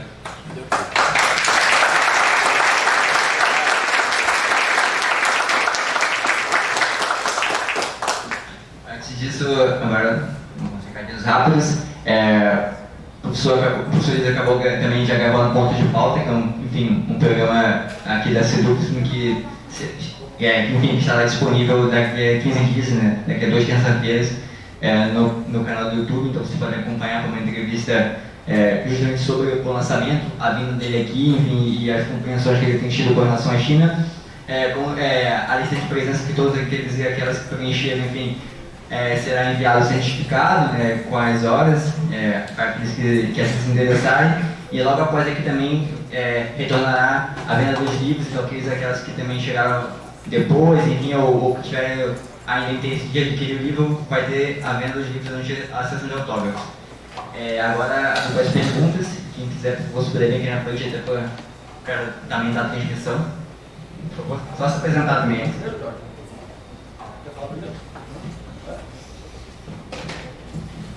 Ninguém mais? Fala aí, fala aí.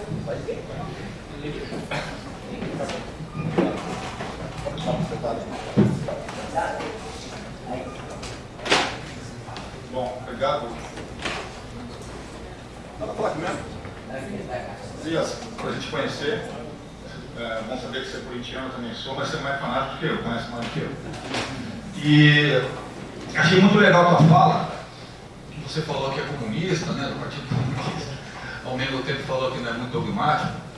E tentou expor, né, o que é o modelo chinês. Eu vou tentar pegar no teu pé, vou te provocar um pouco. Claro. Tá, eu quero te provocar um pouco, porque o debate é legal, né? Eu não sei também o que é a China, não. Eu acho que essa coisa de socialismo de mercado, não sei se eu acredito muito nisso. Você, por exemplo, falou uma hora que na China tinha capitalismo, aí tem capitalismo, então seria outra coisa. Outra hora você fala que a China tem outras formas econômicas sociais novas, mas não ficou bem claro para mim o que é essa novidade, né? Até porque todo mundo sabe que a China, você falou de soberania monetária, capacidade de investimento do Estado, tudo isso tem nos países capitalistas, né? O Brasil também tem um Estado de planejar a economia, o Brasil também tem banco público, né? Os países europeus também, o Estado é muito forte na economia, né? Um país como a Inglaterra, por exemplo, não tem sistema privado de saúde, por exemplo. Então a Inglaterra não é socialista, né? Então, eu também não acredito que seja o capitalismo de Estado.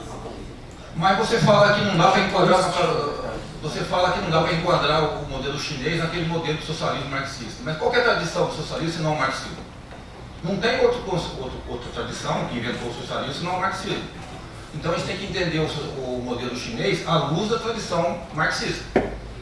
E você fala, e muitos autores falam que o que tem na China não cabe no conceito tradicional clássico. Mais uma vez eu te pergunto, o que é então? Eu costumo achar que o modelo chinês, acho que eu até conversei um pouco com o Bruno, não sei se o Adriano concorda comigo, economista, que o modelo chinês é muito mais um Estado nacional desenvolvimentista radical, um nacionalismo desenvolvimentista, que combina formas capitalistas, né? Você fala aqui da lei do valor, até queria te perguntar também se a lei do valor na China é diferente do capitalismo tradicional, se existe lá uma outra relação. Me parece que não, até porque tem assalariamento, tem lucro, tem mais-valia lá também. Então, será que é socialismo mesmo, o modelo chinês? Será que a China não é muito mais caminhando para um tipo de capitalismo de bem-estar social? Tem autores que falam isso também. Então seria mais ou menos isso que eu queria te provocar, né? Tentar dissecar um pouco mais os elementos do conceito e te questionar um pouco, né? Se o modelo chinês pode ser qualificado como socialista.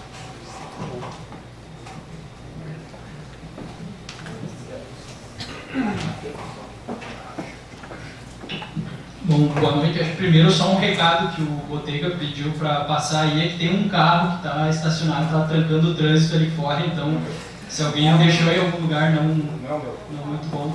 Que carro seria bom da placa, né? É um Renault XY6425. Já foi linchado.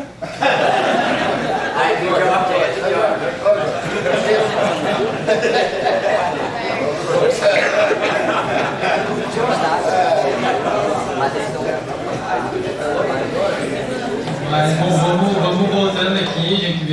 Prazer, sou o Matheus, sou estudante de pós-graduação em Ciências Sociais, estou ajudando aí também a organização. E a minha pergunta para o Elias, né, tá? Primeiro uma saudação a ele, né, um prazer receber você aqui na UFSM, a gente já vem acompanhando o trabalho há muito tempo. E acompanhando uma live tua esses dias, né, tu comentou que, embora enfim, a China se projete no mundo por meio, né, do que eles chamam de uma relação ganha-ganha, enfim. Mas você comentou que a relação atual do Brasil com a China não é uma relação de ganha-ganha, né? Então acho que queria que tu explorasse isso um pouco melhor, assim, qual seria uma possível relação ganha-ganha do Brasil com a China nesse momento e nesse panorama global.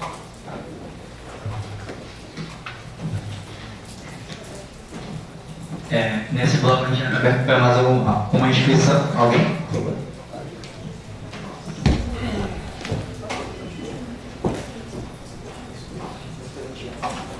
Meu nome é Eduardo, eu sou agrônomo, né? Formado aqui na UFSM, trabalho na FEPAM, o órgão ambiental do Estado. Então participei, minha formação é dentro do movimento estudantil, né? Eu sou uma geração um pouco posterior do Elias, ali final dos anos 90, início dos anos 2000, quando tá louco, se o cara defendesse Coreia do Norte, Stalin, que nem eu defendo hoje. Estava que defende até hoje? Sim. Naquela época não, naquela época eu era contaminado pelo trotskismo, não defendia. Hoje sim. Fiz o curso do Elis. Mas não é sobre isso que eu vou falar. Eu acho é sobre uma questão conceitual. Eu acho que muitos dos problemas que a gente tem na esquerda hoje são questões de entendimento conceitual. Um deles é o conceito de mercado.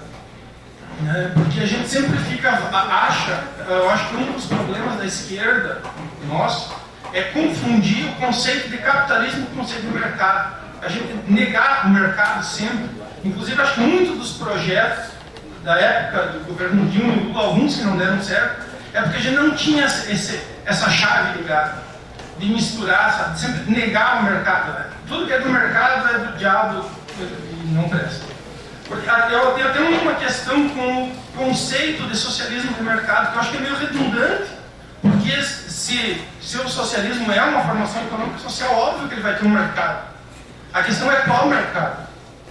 Né? Eu lembro, fazendo uma autocrítica da época do movimento estudantil, eu falo isso porque tem bastante estudante aqui, a gente dizia, a universidade não pode formar para o mercado. Hoje eu faço uma autocrítica disso. A questão é qual mercado. E tudo é construído e dinâmico. Né? Eu ultimamente estou lendo muito Polanyi e é dinâmico o negócio. Então, o mercado existe até antes da moeda, antes do capitalismo. Né? Então, o capitalismo ele tem uma característica do mercado próprio, e o que vier depois, ele vai continuar existindo. Então, uma formação econômica, talvez até seja meio redundante essa questão do socialismo no mercado, porque óbvio que se é um sistema econômico, ele vai ter um mercado. Né? É um pouco um comentário sobre isso.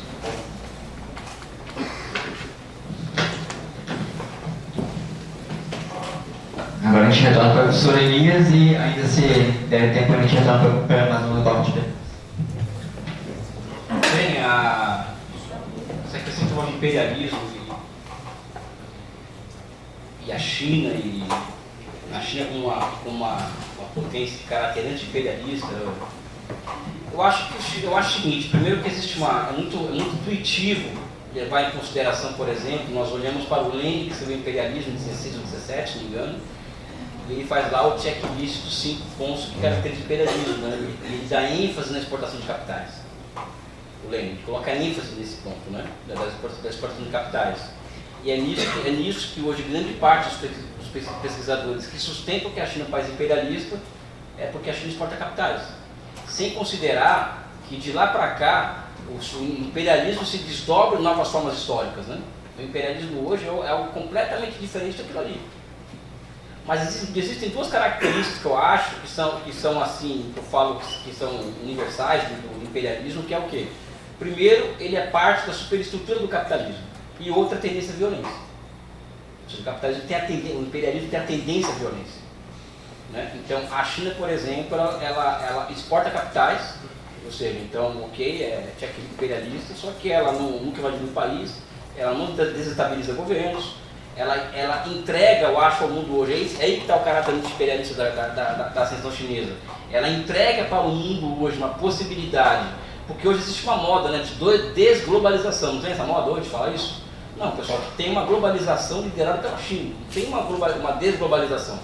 E essa globalização liderada pela China, ela é feita a partir da exportação de imensos bens públicos, e não pela abertura da conta de capitais de países do terceiro mundo, não a partir da utilização do FMI, do Banco Mundial, em instrumentos de poder, né? E por aí vai. Eu vivi a década de 90 e parte da década de 80, o FMI e o Banco Mundial mandavam no Brasil. E a China não manda nos países que ela concede empréstimo. E a China hoje é o maior emprestador líquido do mundo. Não estou dizendo que não existem contradições onde a China entra, existem muitas contradições. Né? Mas eu acho que, por exemplo, você pega hoje a África, por exemplo, o que era a África nos anos 2000, e hoje é outra coisa.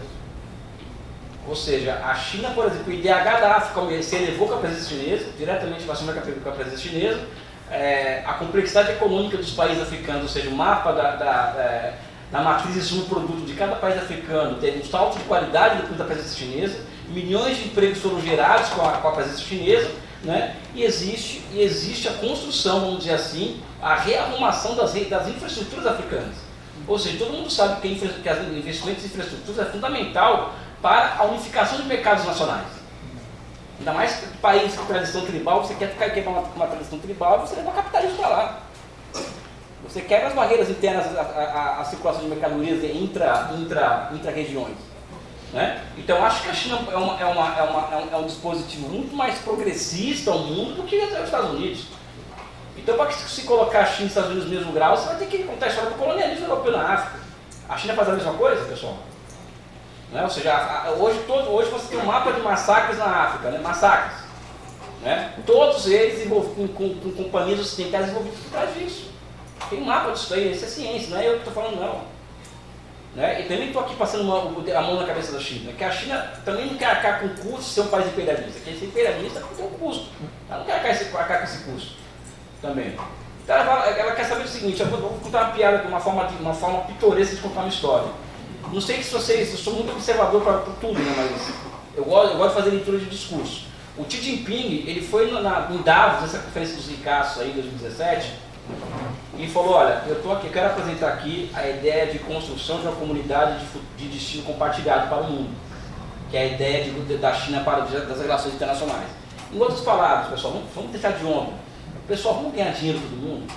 Isso que o Xi Jinping falou, vamos todo mundo ganhar dinheiro? Vamos parar com essa porra de ficar invadindo países, intervir em países estrangeiros, guerra híbrida, vamos ganhar dinheiro todo mundo? Essa é a ideia da China. A China quer que todo mundo ganhe dinheiro. E qual foi a reação do Ocidente a isso? Guerra comercial e tecnológica, construção de bases militares ao redor da China, né? Intervenção direta militar americana no Mar do Sul da China, né? Chuva semiótica em relação à China, hoje de cada 10 notícias sobre a China, 9 são ruins. Entendeu? Então é isso, essa foi a resposta. O cara falou, vamos todo mundo ganhar dinheiro, só que os caras só querem que alguns ganhem dinheiro. Né? Então acho que o que falta para o sul global muitas vezes, e principalmente para a América Latina, tentando responder rapidamente aqui, telegraficamente o que o Bruno coloca, é uma visão estratégica das elites latino-americanas e do resto do mundo. Eu acho que a América Latina não tem elite, tem rico, né? Elite tem visão, eu falei, tem visão estratégica, né? Então nós estamos muito mais ocupados, respondendo a questão do Brasil, muito mais ocupados com o nosso balanço de pagamento imediato, ou seja, com o saldo comercial que a China vai nos oferecer no imediato, vendendo soja, ferro e petróleo, do que pensar no longo prazo, que é o quê? Que é enquadrar a China aos interesses brasileiros. Eu acho que o grande desafio brasileiro como historicamente os países periféricos não têm capacidade de criar tendência para a planificação da economia, nós aproveitamos de tendências dadas internamente. Então a tendência que é dada hoje internamente é o quê? A China exportar bem público. Então por que nós não fazemos como o Irã, por exemplo, trocamos ferro, soja e petróleo por trem de alta velocidade, por portos, aeroportos, hidrovias, etc. E as tecnologias disso daí. E a partir disso abrir uma brecha para o nosso processo de reindustrialização. Então não é relação ganha-ganha que o Brasil tem com a China hoje. Só a China ganha. Isso não é justo. Então nós temos que mudar o patamar dessa relação. E não interessa para a China o Brasil tem que estar, pessoal. Não interessa. Para os interesses da China na América Latina, um Brasil forte é fundamental para eles. Aliás, é fundamental 4 países fortes na América Latina e chinesa. México, Venezuela, Brasil e Argentina. Esses 4 países fortes para a China é o melhor dos mundos para eles, porque são países fortes, logo independentes dos Estados Unidos. Mas a China não está levando os países a uma desindustrialização crescente, Elias? Por exemplo, na Europa, a perda da indústria da Europa, a perda da indústria do Brasil não tem a ver com a China também? Não, eu acho que não. Eu acho que a China nunca chegou para o Brasil e falou que nós temos que ter as maiores taxas de juros do mundo. Não, eu sei, mas não tem. A China está ocupando o espaço da indústria brasileira e de outros países. Não, porque nós deixamos eles ocupados. A questão é, eu acho, só para responder a sua questão, eu entendi o seu ponto. É intuitivo, né? Mas eu gosto de exemplo contra-intuitivo. A China e o Brasil fizeram escolhas estratégicas diametralmente opostas há 40 anos atrás. E a China está pagando por essas escolhas e o Brasil está pagando pelas suas.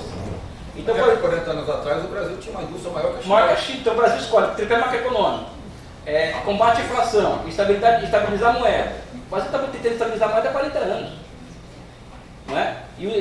Aí vem para todo mundo que o Brasil não tem poupança interna, então tem que ter poupança de fora, então tem que ter uma taxa de juros alta. que temos que ter equilíbrio nas contas públicas, ou seja, esse monte de madeira de piroca que os economistas ortodoxos passam, a gente está seguindo isso à torta e à direita, e o que está acontecendo é isso. Aí agora não, a China é culpada da nossa desindustrialização.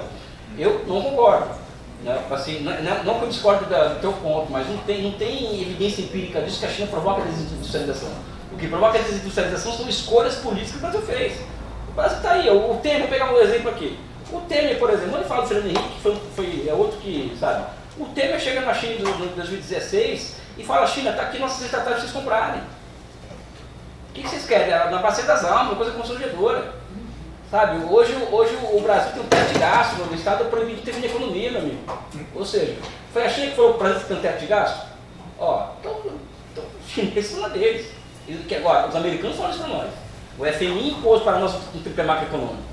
Vocês querem 40 bilhões de dólares para a crise de 99? Eu não sei quem lembra dessa crise. 99. A farsa cambial de 99. O Brasil precisou de 40 bilhões de dólares emprestados do FMI para fechar a conta. Da eleição de 98. 40 bilhões. Tem até um livro chamado isso, né? O Homem que Comprou o Brasil, né? Um capítulo do livro, né? Aí os americanos impuseram o Brasil tripé macroeconômico. Esse tripé bonito aí, que o pessoal acha bonito aí, o Brasil tem meta de inflação anual, pessoal. Então hoje qualquer banco central só tem um mandato, só pode combater a inflação. E não geração de emprego, como é qualquer lugar do mundo. Qualquer lugar do mundo tem 2 mandatos banco central, só tem um. É o chinês que pediu para a gente, só não foi. Então quem impôs essas inovações institucionais que regressivas no Brasil, pós-era desenvolvimentista, não foi o chinês, foi o FMI e o Banco Mundial. Né? Então eu discordo disso fraternalmente. Não que os chineses impuseram, naturalmente acabou. Cara, nada é natural, né? Eu acho que nós escolhemos esse caminho. Né? Em relação ao Brasil Chile, eu falei isso. Cara, Zé, deixa eu te falar uma coisa.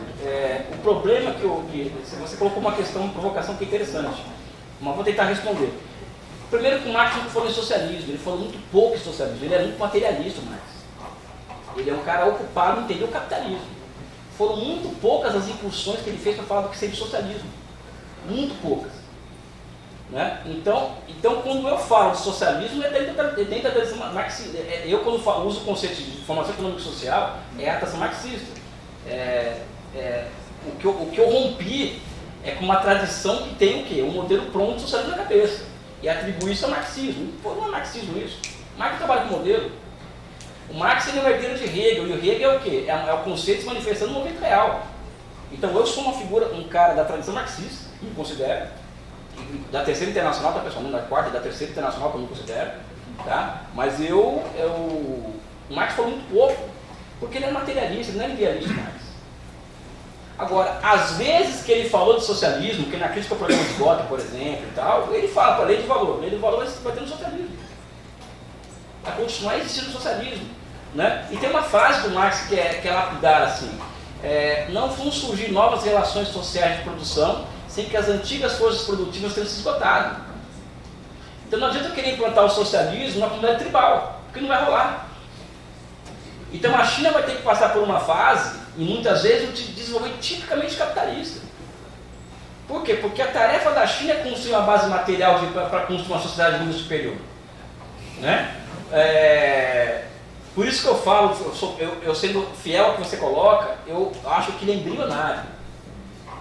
Então tem capitalismo, tem uma série de formas de propriedade, mas qual é o elemento que domina? O que diferencia a China do Ocidente? Que lá tem estatal, aqui também tem, lá tem planejamento, aqui também tem. Só que o planejamento econômico estatal é atributo que pode ser do capitalismo, mas é atributo do socialismo. É diferente. Mas o que determina a natureza de uma formação econômica só é quem manda. Quem manda. Então vamos lá, as relações de propriedade. Na China tem capitalistas e capitalistas. Só que na China a propriedade privada, ela depende dos efeitos de encadeamento gerados pelo setor público da economia. Depende dos ciclos de acumulação gerados pelo setor público da economia. E não contrário como no Ocidente, que o setor privado da economia que comanda o processo que está na frente. Na China é o setor público. E quem manda no setor público da China, pessoal? Partido Comunista da China. Então é uma superestrutura de poder político que não tem nada a ver com o Ocidente. Por isso que é socialismo. Por isso que não é capitalismo, por exemplo. Pode falar assim, olha, Elias, não é socialismo, ok, mas também não é capitalismo. Capitalismo não é. E por que não é capitalismo de Estado? Porque primeiro que eu vou falar aqui, uma discordância aqui, desculpe meus camaradas, não concordam com o Lenin nem com o Engels, quando eles tratam do capitalismo de Estado. Vem do Engels essa noção de capitalismo de Estado, que é quando o Estado se transforma. Existe uma primeira onda de fusões e aquisições do capitalismo, e o Estado passa a ter um papel maior na economia. Então ele chama aquele processo de capitalismo de Estado, que Lenin, Hilfert e outros também, eles se utilizam disso. Mas eu acho que eles ajudam, eu não concordo com eles, tá? Eu estou sendo ousado, né? Para não concordar com Engels e com Lenin, né? Porque eles ajudam a ter uma visão etapista do capitalismo. Quem lê capitalismo de Estado acha que é somente a partir de um momento da história que o Estado passou a fazer parte do capitalismo. Quando o Estado está presente no capitalismo desde a Revolução Puritana. O Estado, ele cria o capitalismo. O Estado cria o mercado, as instituições de mercado. O mercado cria a moeda. Então o capitalismo está cabendo um pleonasmo, inclusive. O capitalismo é Estado, não tem outro capitalismo. É um pleonasmo, porque até o capitalismo neoliberal depende de instituições que o mercado cria, que o Estado cria. Né? Então eu não consigo enxergar, eu acho até vulgar esse termo capitalismo de Estado. Desculpa, eu sei que, sabe, não nos termos que Lenin usa, que é mais sofisticado, Engels, eu não acho que o uso que se faz dele hoje é um super trunfo, né? Você não quer entrar, o sujeito objeto não quer entrar no objeto, aí o capitalismo de Estado. Explica tudo. Né? Então a lei do valor existe na China, só que é o seguinte, essa lei do valor, cara, é um texto que eu acabei de terminar de escrever agora, que vai ser na revista de economia política. Ele é porque uma das questões do projetamento, o ato de projetar, é você ter capacidade de restringir a ação da lei do valor. Tá? Então, como você tem na China, vamos lá. Empresa pública no núcleo da economia e a grande finança estatal, você já tem as condições básicas para restringir a ação da lei do valor totalmente. Mas continua existindo a lei do valor, porque a China opera no economia internacional onde a lei do valor é dominante. Então a China tem que ter empresas orientadas ao mercado, entendeu? Mas para uma economia de projetamento ela é o quê? Aí eu vou fazer uma viagem aqui para terminar essa resposta, tá? Qual que é a minha viagem intelectual hoje? O que eu ando explorando hoje? O que vai superar a forma-valor? Isso é uma forma histórica do valor. Né? O que vai superar a forma-valor? Na minha opinião, o que vai superar a forma-valor é o que eu chamaria de projeto indutor de utilidade. É o projeto indutor de riquezas voltado para o bem comum. Tá? Existe isso hoje na China? Existe um embrião disso na China? Eu acho que existe. No setor de trens de alta velocidade. Tá? Ou seja, ali já não é mais valor que é a forma. Ali já é uma forma de projetamento ali, uma forma de projeto. Né? Porque são 40 mil quilômetros de trem de alta velocidade em 20 anos. Amigo. E quando se instala, deixa de ser capital no momento seguinte. É uma coisa que eu estou começando a empreender agora o estudo disso. É a fronteira que eu estou, entendeu? A questão do mercado, acho que é isso mesmo que o Eduardo coloca, concordo, não tem muito o que dizer sobre isso, né? É isso, eu deixei de responder alguma coisa? Eu acho que não deu, né?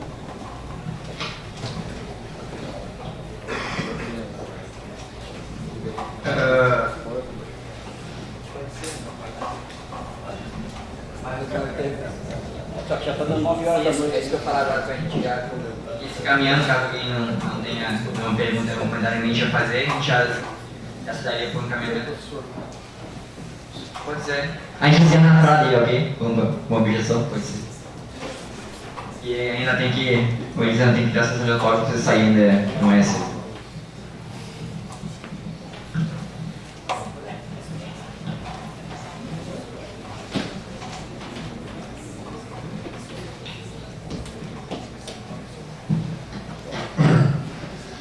Eu queria dizer que eu acabei ontem de ler o livro do Elias e eu sou de uma tradição marxista ocidental. E ela me instigou bastante porque ela coloca novos conceitos daquilo que a gente sempre ouviu falar. Né? Algumas novidades, novidade até em certo ponto, que é a lei do valor, mas é perfeitamente compreensível, vista que a lei do valor vai continuar existindo enquanto existir formações capitalistas. Porque hoje não tem mais condições de ter um Estado autárquico que tem. Todos os Estados se relacionam de outra forma. O que me leva, assim, no livro, é que tu situa bem o papel da gestão da economia e a gestão institucional. Mas o que eu acho que ficou devendo para mim é que quem comanda o Estado é o Partido Comunista Chinês. E eu acho que eu gostaria que me explicasse mais, explicitasse o Partido Comunista Chinês representa alguma classe especial, representa novas classes sociais, e como é que elas se relacionam dentro do partido e como se relacionam com o Estado.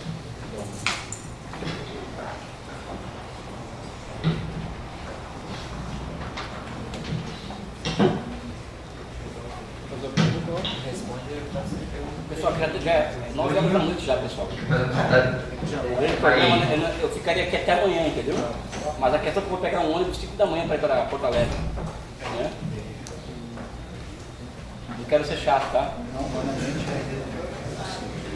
mas dá para ouvir o comentário. Tá bom. Não, eu não quero ser chato, eu vou pegar um ônibus 5 da manhã para ir para Porto Alegre, para tentar pegar um avião meio-dia, porque eu estou com filho com a criança em casa meio que doente, né? Nem desculpa não, o Bruno me acompanhou o meu dia a dia aqui e tal, eu iria embora amanhã às 7 horas da noite, vou embora tentar sair mais cedo por causa disso, então o horário, eu falei demais, a culpa é minha também, né? Vou fazer autocrítica, né? Eu acho que sua crítica é correta, a crítica do camarada é muito correta, eu acho que faltou um capítulo sobre o Partido Comunista no livro, assim como faltou muita coisa no livro também, eu acho que faltaram muitas coisas. Agora, é uma tentativa de fronteira, pessoal. Então, eu mesmo, eu não vou falar quais são as minhas críticas ao livro, mas eu tenho várias críticas ao livro. Várias. Né? Não vou falar quais são, tem várias críticas. Tem uma tentativa de fronteira, que está tentando romper barreiras, né? O Partido Comunista, basicamente, é um bloco histórico que representa, vamos dizer assim, as classes avançadas, as classes sociais que fizeram a Revolução Chinesa. Está representado aqui na bandeira chinesa. Então, é a classe operária, são os camponeses, é a burguesia nacional e a pequena burguesia. Né? Só que cada vez mais, na medida em que avança o processo de urbanização, em que surge uma classe operária altamente combativa, que era camponesa rebelde nas gerações anteriores, é por isso que a China hoje é o país que faz mais greve no mundo, né? Essa classe operária vai ganhando protagonismo dentro desse bloco histórico que forma o Partido Comunista, que é como o Partido Comunista da China hoje. Acho que essa classe, que era os camponeses antes, hoje é esse proletariado altamente combativo, que pauta o Estado chinês. Para terminar essa resposta aqui, os salários médios na China aumentaram 200% em 10 anos. Não foi graças às benevolências do governo central. Foi graças a uma classe operária que tem o seu passado camponês, está no DNA dessa classe. A combatividade taoísta, vamos dizer assim, e que se transforma em trabalhador urbano e que explode em uma onda de imensas greves no ano de 2010, por exemplo. Isso levou, por exemplo, o Estado chinês a rever muitas questões no que serve as relações trabalhistas na China. Então a China avançou muito a partir do quê? A partir da capacidade de combate da classe operária chinesa, que vai ganhando, vamos dizer assim, cada vez mais espaço nesse bloco de poder. Inclusive, muito do que acontece na China hoje é resposta ao que a essa classe operária que é altamente combativa. Né? Para não falar que não fala de classes, né? Estou falando aqui, estou situando historicamente a classe operária na China. Então, eu acho que o Partido Comunista da China hoje é responsiva em relação a esse elemento novo no bloco histórico que está no poder hoje na China, que é essa classe operária, ou seja, nos últimos 10 anos, pessoal, foram 130 milhões de pessoas que se transformaram em trabalhadores urbanos na China, industriais. Isso se transforma em quê? Como o Lenin fala, cada trator que entra na agricultura é força política e material que chega na cidade. E na China isso se aplica completamente. Tá? Eu poderia também falar muito tempo aqui sobre isso, mas o tempo que é muito curto. E agora é a hora do autógrafo, né, pessoal? Vamos lá? Obrigado.